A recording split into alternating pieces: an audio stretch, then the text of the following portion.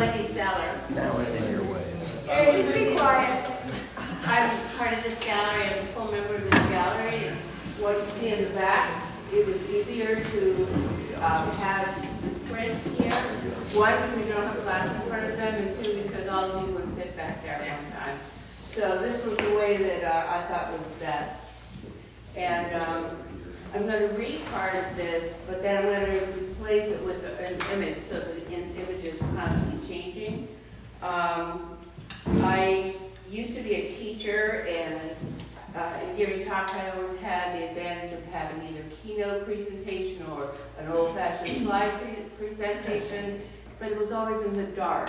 So I've been away from teaching for 10 years, and so I haven't done this in a while, so bear with me, give fair warning. I love to squirrel myself in my studio for long periods of time, sometimes 10 hours, because it allows my brain to go to another planet, quite frankly. Before I begin talking about the collages in the back gallery, I feel it was a need to tell you a bit of my early history. From as long as I can remember, I've been working with my hands. At the age of 4, my mother was also an artist, and my father was also an artist. My uncle was also an artist. Anyway, when I was 4, my mother decided to teach me to work on the sewing machine. And then she was called away after she got started. And when she came back, she was kind of amazed that I pretty much knew the sewing machine right there, that I was sewing along. You know how 4-year-olds are, they're fearless. And so I was comfortable working on this machine, and off I went. And I began to make clothes for my animals and also for my dolls. I didn't have many dolls, they're mostly animals, or trucks or hammers. But my skill became really useful further down the road, which I'm going to talk about now. When I was 11, I began whining to my mother because I was extremely bored. My poor mother would listen to this all the time. She sat down with me and told me about her older brother who had a fascination with marionettes. I had never even heard of a marionette. So we trumped off to the library in Westport, Connecticut, checked out every book on the subject, many of which I own now, not from the library, but I got the same books. And they taught me a lot about marionettes. So from that day forward, again, this is 11, I was consumed with marionette making for the next 8 years, even though I was still in school. My father had just finished constructing a living room which was about this size. He had made built-ins everywhere, and at one end was a window box, like a bay window area. And as soon as he got that finished, they had no time to work to enjoy it, because he decided to go in with me, and the two of us built my first marionette stage, which was like 6 feet tall by 8 feet by 8 feet. And in the back, where the bay window was my studio, so it was really lovely, but they never saw the bay window, only me. And then the front was for my audience.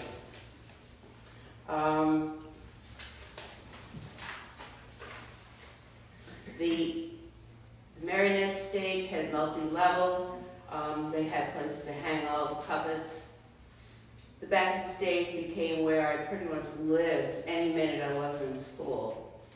And I created some pretty complex marionettes that had up to 25 strings, where their eyes would move, mouth would move, and just about every joint in their body would move. And I got really good at working these, except that in every play that I wrote, it was for more people to work more puppets, and the best I could do is give them $2 each for a whole show, because all I got was 15 when I gave these to kids' parties. So they kind of fly in opposed to my walking in. But I also had changeable set designs. I had Also, my brother invented a track system for 4 types of lighting, so red, blue, yellow, and white. And I would manipulate those with these levers that would allow me to change the mood of the performance. So I told Abe that he was going to be the person to remind me to put up a new piece every once in a while. Oh, could I remind you? Yeah, it occurred to me I didn't really know when I was going to do it. It's written in here. So the title of my work, I remember being at Karen Moss's house, and I gave her the card, and her husband said, Hybridized Worlds, whatever that is. Well, what is it? A hybridized world. Well, that's what I'm creating. The term hybridized means mixed different species, or in the language of cars, it's obviously one that's fueled with gas or electricity. But as a visual artist, I combine different sources from both the past and the present to create my hybridized world. When I'm asked what type of work I create, or kind of if they tell people I'm an artist, which I rarely do, I often cringe when they say, oh, what do you do? And I say, well, I make digital collages. But it's not commercial, it's not slick. I want to make it really clear that it's fine art, and that it's not AI.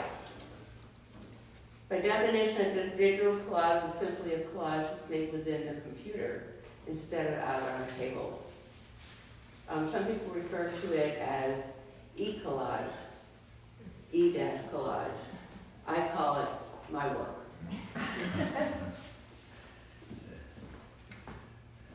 And we can go through these several times too. This one is called boating.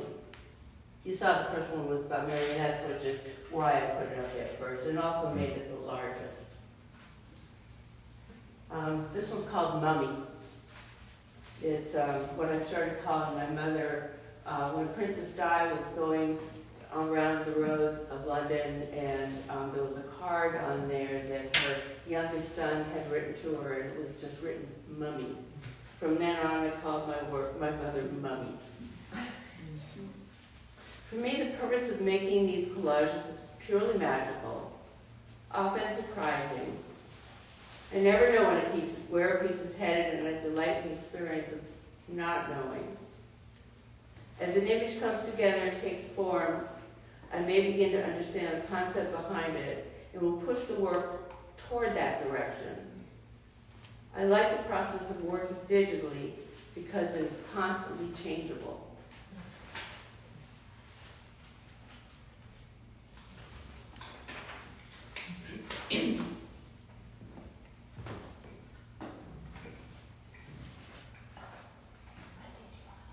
No, but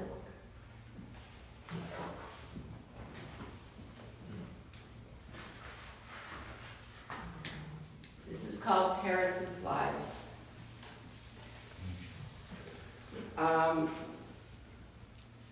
So I feel that as far as the gallery being back there, I feel like it's a wonderful opportunity for me to see my work outside of the computer.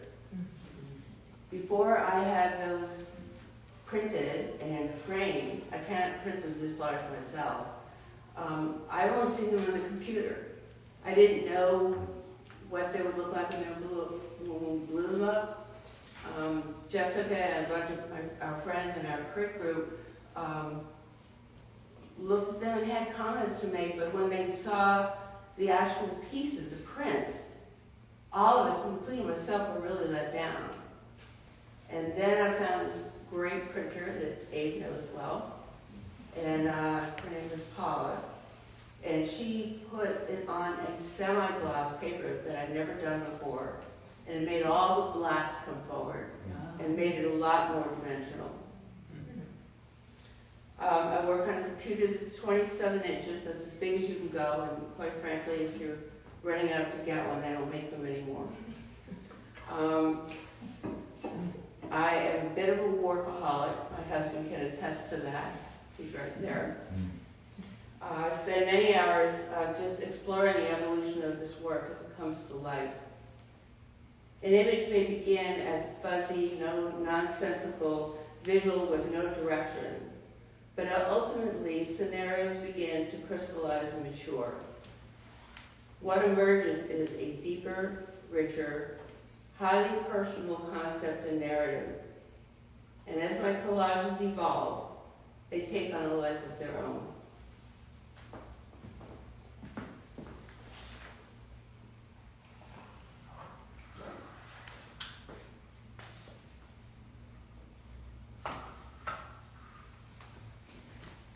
There was a period where I couldn't drive, and so I walked.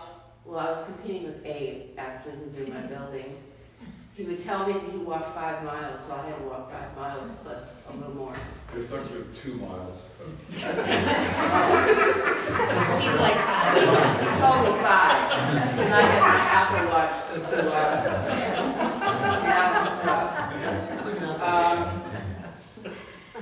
So this is Home Sweet Home, and it's one of the places that I love to come out that has these beautiful houses. But what I loved about it, it was filled with flowers and birds and all this stuff. And I was telling him that the clouds that I put in these were fairly new, and they're real clouds. I mean, wherever I go now, look at the clouds. And I have to take pictures of the clouds.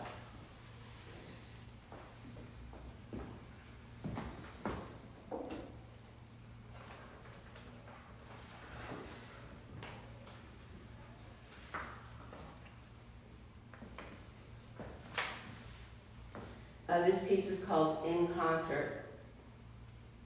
Before I begin a new piece, I sort through my vast collection of visuals from my studio and find, for example, a fraction of an image that might be in an old painting or something in one of my other books. Could be something on the internet, and I know we have the internet, but I rarely use it for this kind of thing because I can't get high quality color like I can from some of my books. And I add elements to them so that a narrative begins to surface. There are times when I hit a wall and don't know what to do. But similar to life problems, or problems in life, I can either stay with the piece or I can leave it for another day.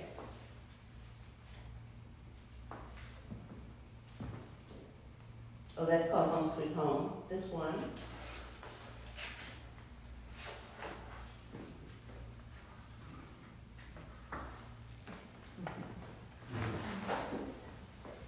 Is one of my favorites.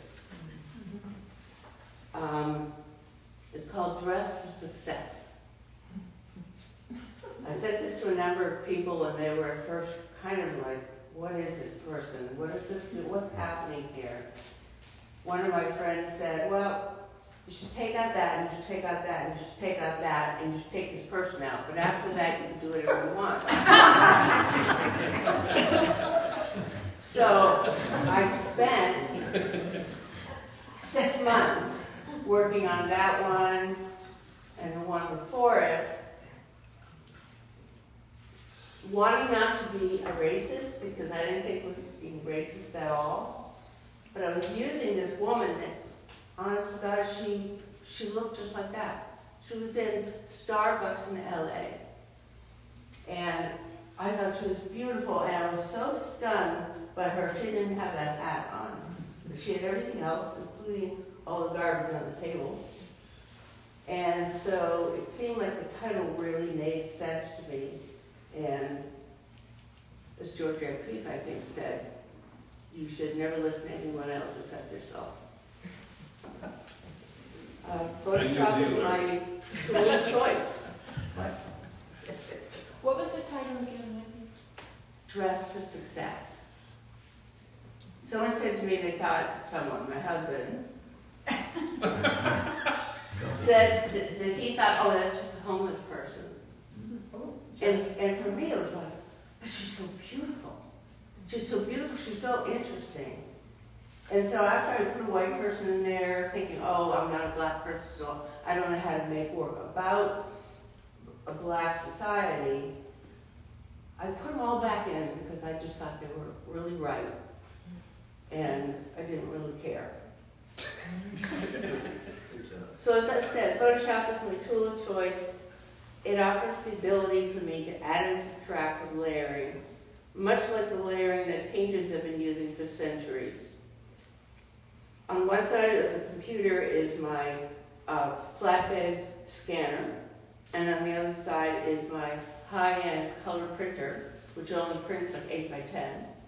So if I'm taking a section of this and I want to do that, I can't even get all of that in a print on my small computer. But I can print that enough, sections enough, that I can paint on them with gouache, and then if they're good enough, if I feel like it's a real addition to the work, I can scan it back in and keep going.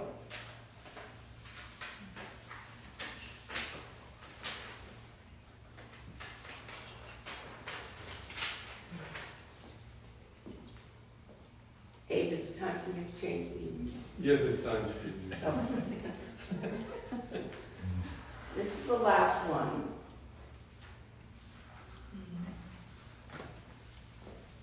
This is the one that's on this wall here. And it's called duality. With my collages, I may reference things that are opposites, dichotomies. All of my figures are metaphorical. I create an abstract world when it comes to time, and I love the illusion of dimensionality. Bottom line, my art is all about women, the roles of women in the past, in contrast to the life of women in our current world today. Beginning with the collected imagery, and through my process, I create women who emit internal power, fortitude, assertiveness, and wit. I see my collages as decisively positive as I observe changes within society concerning women's lives.